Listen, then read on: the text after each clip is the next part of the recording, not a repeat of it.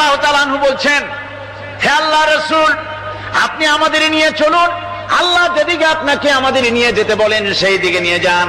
আমরা মুসা আলাইহিস সালামের উম্মতের মতো বলবো না যে হে মুসা আপনি আর আপনার আল্লাহ দুজন গিয়া যুদ্ধ করেন, আমরা এখানে বসে থাকি, এমন কথা আমরা বলবো না।